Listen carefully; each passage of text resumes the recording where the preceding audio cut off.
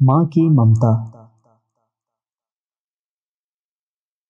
حضرت داؤد علیہ السلام اللہ کے پیغمبر ہیں۔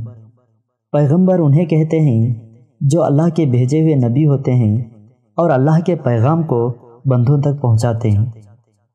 حضرت داؤد علیہ السلام کے زمانے میں 2 عورتیں تھیں، دونوں کی گود میں 2 بیٹے تھے۔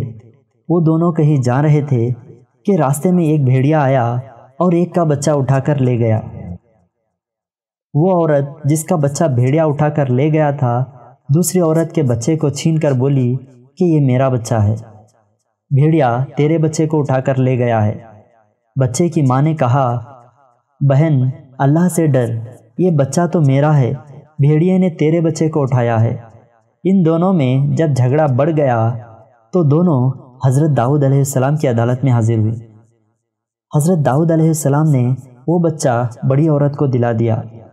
حضرت سلیمان علیہ السلام کو اس بات کی خبر ہوئی تو آپ نے فرمایا، ابا جان ایک فیصلہ میرا بھی ہے، اور وہ یہ ہے کہ چھری منگوائی جائے، میں اس بچے کے 2 ٹکڑے کرتا ہوں اور آدھا بڑی کو اور آدھا چھوٹی کو دے دیتا ہوں۔ یہ فیصلہ سن کر بڑی تو خاموش رہی مگر چھوٹی بولی کہ حضور آپ بچہ بڑی کو ہی دے دیں، لیکن خدا را بچے کے ٹکڑے نہ کیجیے۔ حضرت سلیمان علیہ السلام نے فرمایا، بچہ اسی چھوٹی کا ہے، جس کے دل میں ماں کی شفقت پیدا ہو گئی، چنانچہ وہ بچہ چھوٹی کو دے دیا گیا۔ سبق: اجتہاد کے ساتھ بڑے بڑے مشکل مسائل حل ہو جاتے ہیں۔